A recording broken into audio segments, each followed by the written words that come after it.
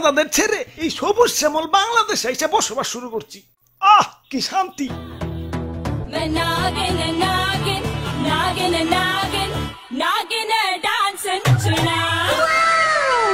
আহ তোমার নাচে সন্তুষ্ট হইয়া তোমারে আমার 101তম বিবি বানাইলাম। যাও বাসর বড় অপেক্ষা করো, দুমাইয়া বংশ বিস্তার হবে। হুজুর বাংলাদেশে আইসা তো সেলিব্রিটি হয়ে গেলাম, আমগো কাছে তো কাঁচা বাদাম হিরো আলম ফেল। নেটে ঢুকলেই খালি আমগো ছবি। কও কি? তাইলে তো আমার একটা ইউটিউব চ্যানেল খোলা দরকার। কিরে রাত সবাই তো ফাঁকা ফাঁকা লাগতেছে কে? সেনাপতি কো? ও R15 কিনতে গেছে, লগে একটা গোপ্রো ক্যামেরাও। ও ব্লগিং শুরু করবো। আর মন্ত্রী কো? মন্ত্রী তো বিয়া করতে গেছে, কাপল ব্লগ শুরু করবো। পরে বুইড়া বেডি বিয়া করতে কইও, আর নামের আগে প্রিন্স লাগাইতে কইও, ভালো মার্কেট পাইবো।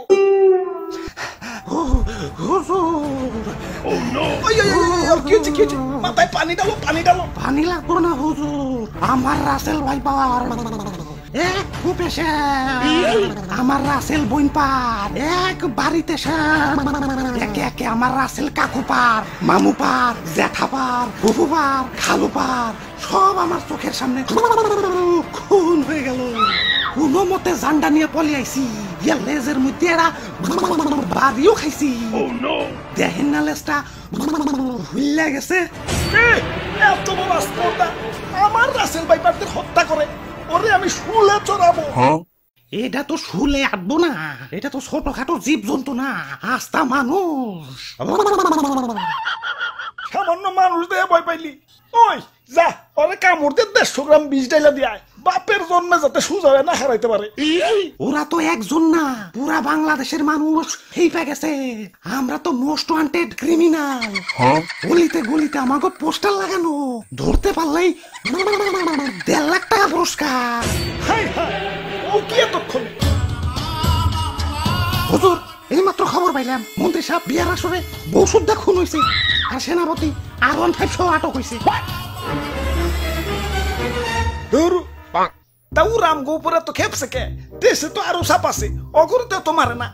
সামান্য 150 জনের একটা গ্রুপ নিয়ে বাংলাদেশে আইছি, বংশ বিস্তারই করা পারতাছি না, এর মধ্যে সব শেষ দিয়ে দিতেছে। না এভাবে চলতে থাকলে তো বংশ নির্বংশ হয়ে যাবো। হুজুর ফেসবুকে ভাইরাল হওয়ার পর থেকে আমাকে মৃত্যুর হারারও বাইরে গেছে। বাংলাদেশের 1.5 বছরের বাচ্চাও এখন আমাকে চিনে, মানুষের সামনে পড়লেই খেল খতম। কি এলাকায় নতুন নাকি? আসো পরিচিত হই, আমি ধরা সাপ। মানুষ আমার তেমন কিছু কয় না, খুব নিশ্চিন্তে জীবন কাটাইতাছি। যাই খিদা লাগছে, একটা ব্যাং ধরি গে। কিরে ও কি কয়ে গেল? হুজুর ধরা সাপরে কেউ মারতে চায় না, ও বলা প্রাণী তো মাফ করে দেয়। ওই বুদ্ধি একটা পাইছি, বাইসা থাকতে হইলে ধরা সাপ হইতে হইব। মানে মানে কিছুই না, আমাকে প্লাস্টিক সার্জারি করতে হইব। যাও এটা দক্ষ রং মিস্ত্রি ডাইকে নিয়ে হোক।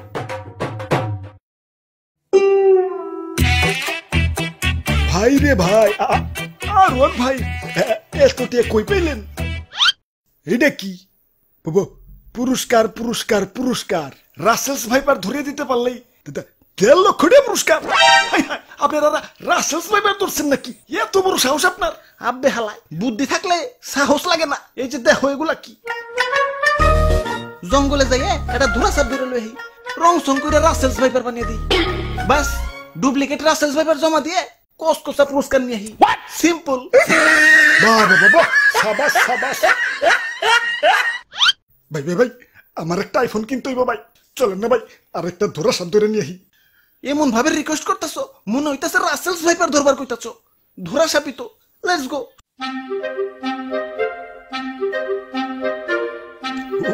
ওই যে ভাই, ওই যে এটা ধরা সাপ।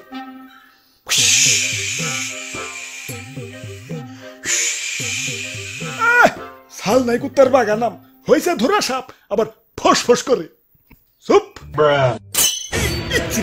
ভাই, কেমন না দিল আমার বাড়িতে ভাই, ছোট ছোট 2টা বাচ্চা ভাই। আরে ধরা সাপের কামড়ে কিছু হয় না। হাসানি? হ হাসা। তাহলে ভাই আপনি একটা কামড় খান। এই যে নাও, খাইলাম। ঠিক আছে ভাই, এবার রং করেন।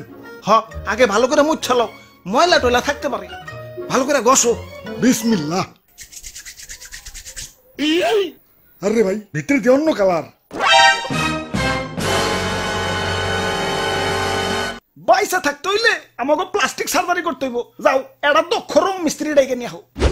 ওরে বাপুরে ইয়া সাইড দেখি দি খালি রাসেলস ভাইপার। আমি বুইড়া মানুষ, আর বুইড়া মানুষ শিশু সমতুল্য। এই শিশু বয়স আমি মরতে চাই না, আমারে সাইরা দেও। ওই তোমার ভয় নাই, শুনছি এই বুড়া বয়স নাকি তুমি ভালো রং তামাশা করতে পারো। এখন আমগো একটু রং করে ধুরা সাপ বানিয়ে দাও। Okay.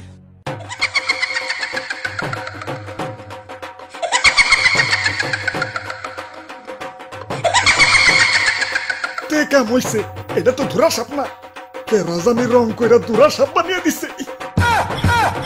खत्म। Bye bye, tata, good bye, गया।